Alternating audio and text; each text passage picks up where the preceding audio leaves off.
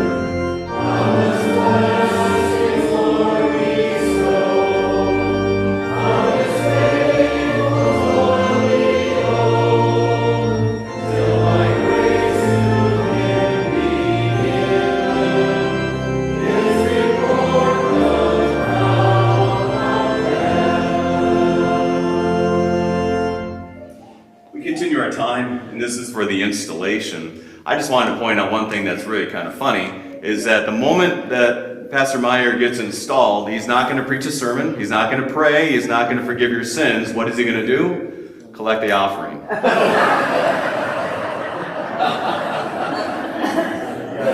What does this mean? I don't know. That's up to you now. He's going to be your pastor here very soon. As we gather in this place, it is over 12 years ago, I was installed as pastor of Messiah Lutheran Church in Sartell, Minnesota. I served there till this past June. And one of the great joys for me was Pastor Meyer preached at my installation 12 years ago. And I remember before the sermon, he said this, that an installation of a pastor in the Lutheran Church is as close to a revival as we get.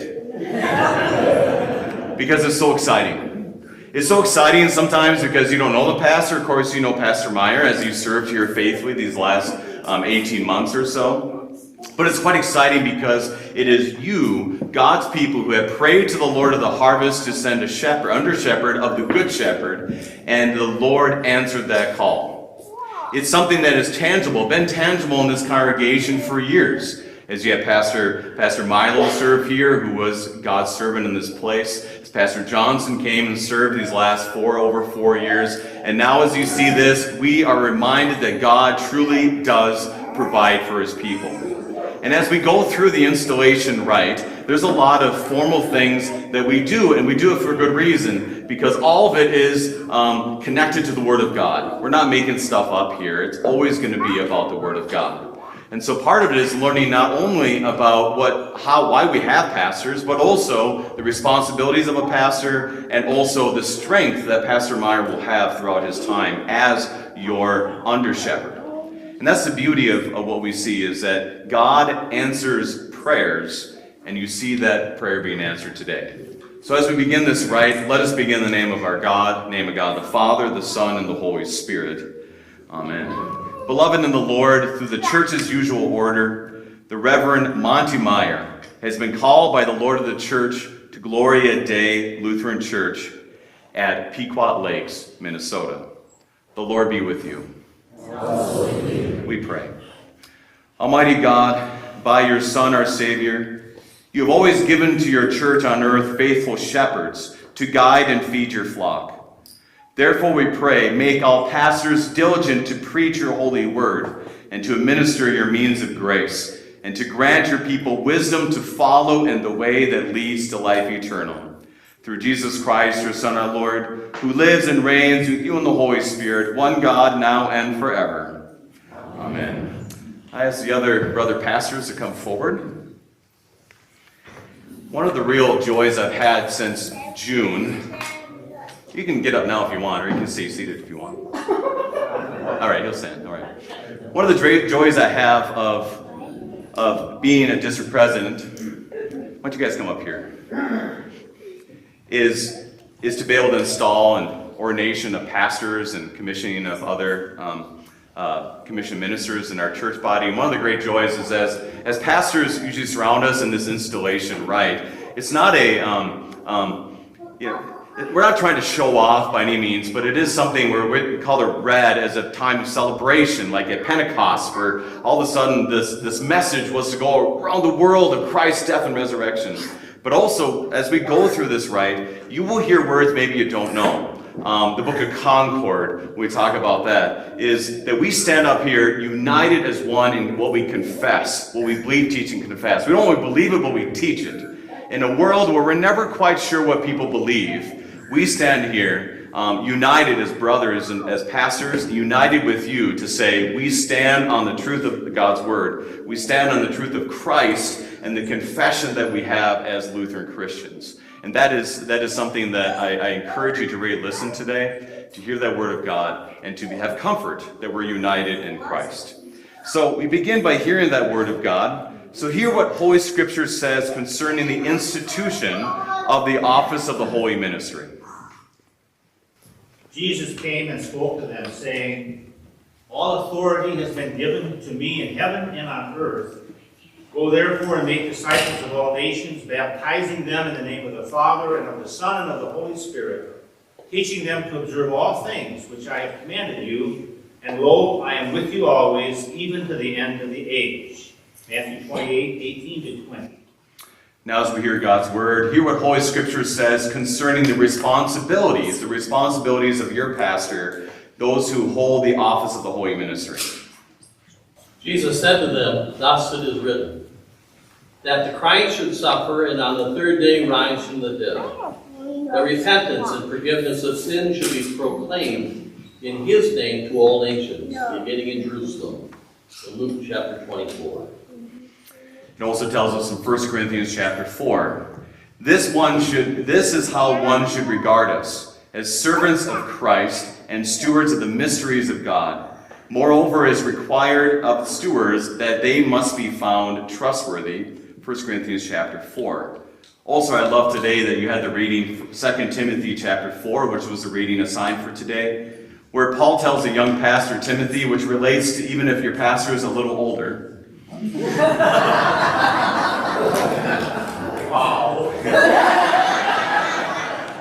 Humility. It says, "Preach the word, be ready in season and out of season, reprove, rebuke, and exhort with complete patience and teaching."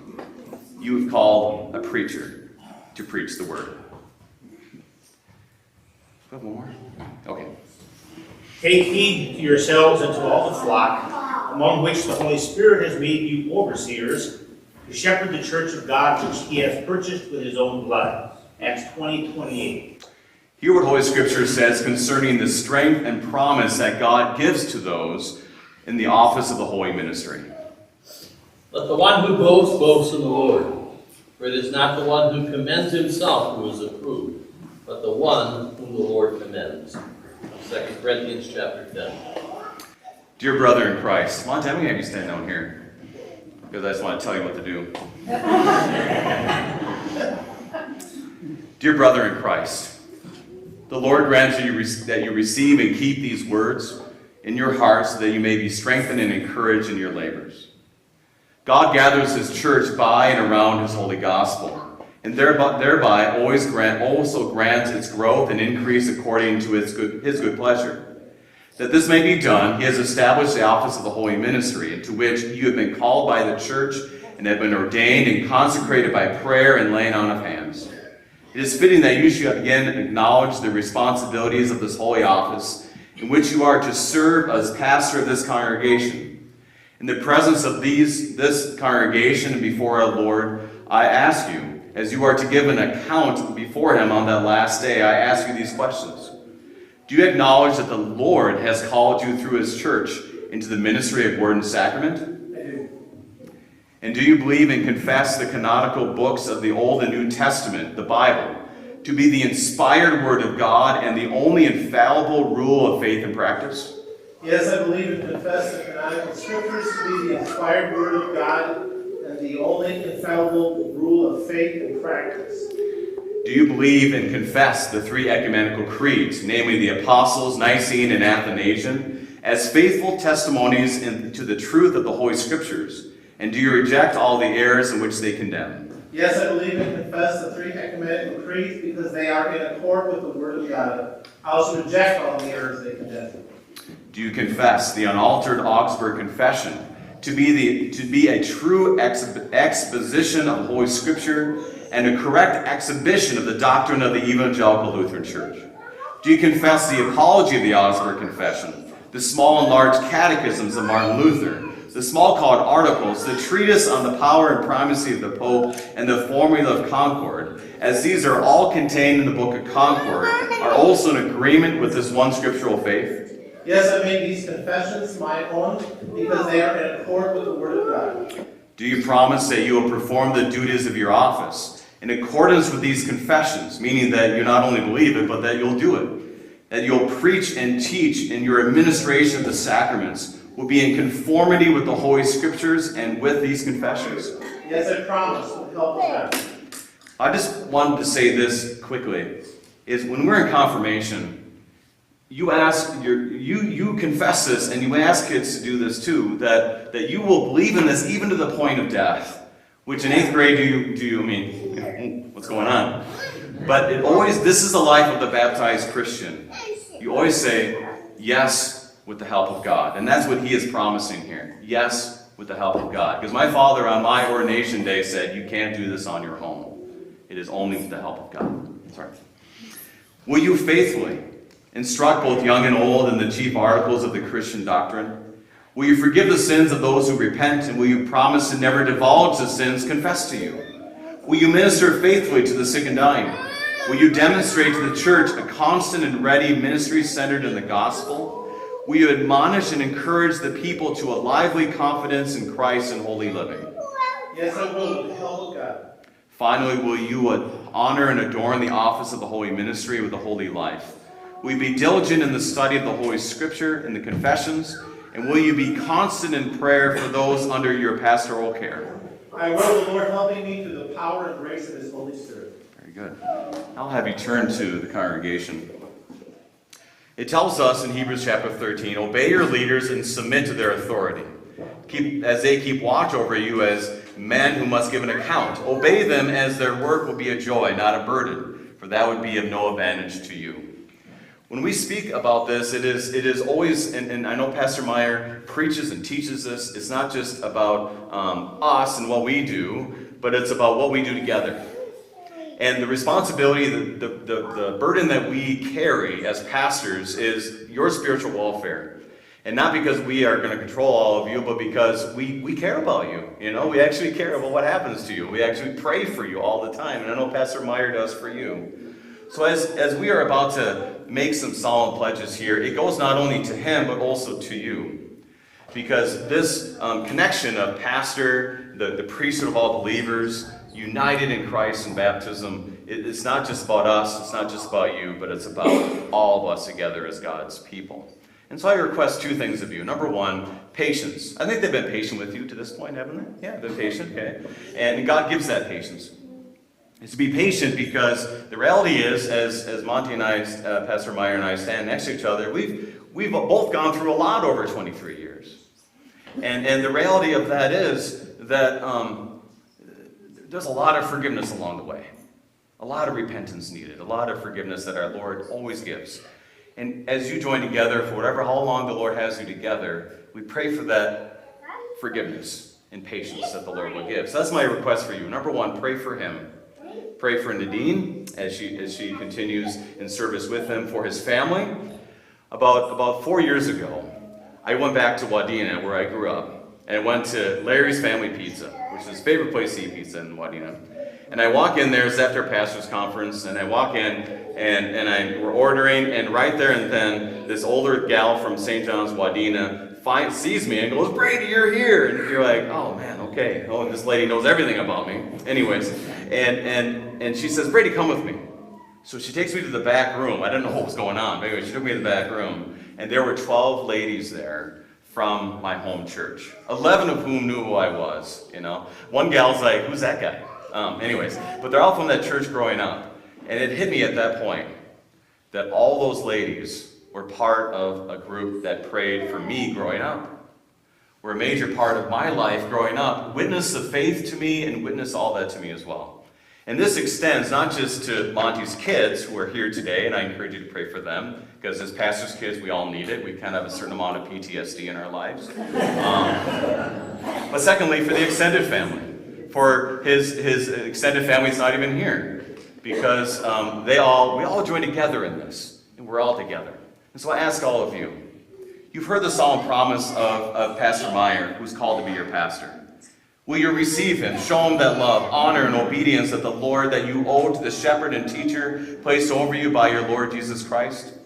Will you support him by your gifts and pray for him always, that in his labors he may retain a cheerful spirit, and his ministry among you may be abundantly blessed? So I ask all of you as you join together, if you will so do all this, say, "We will with the help of God." We will with the help of God. The Almighty and merciful God strengthen and assist all of you always as you continue in this ministry together. So Pastor Meyer, are you willing and ready to assume this public trust and responsibility? I am. Pastor Monte Meyer, I install you as pastor of Gloria Dei Lutheran Church in Pequot Lakes, Minnesota, in the name of the Father, and the Son, and of the Holy Spirit. Together we say amen. Amen. Let us pray. Merciful God and Father, you have graciously promised that through the preaching of the crucified Christ, those who believe in him will be saved. By your Holy Spirit, grant grace to Monte, whom you have given to be pastor of this church. Grant him readiness and steadfastness in this ministry, patience and understanding and great zeal. Support and strengthen him in your service, that by your word your church may be built and increased through your Son, our great high priest, Jesus Christ our Lord. Amen. Monte, go therefore, and be a shepherd of the Good Shepherd, preaching the word of God, administering his holy sacraments, offering prayer for all the faithful, instruct, watch over, and guide the flock. Do it not for earthly gain, but with great joy, for you have been called not to lordship, but to serve his flock.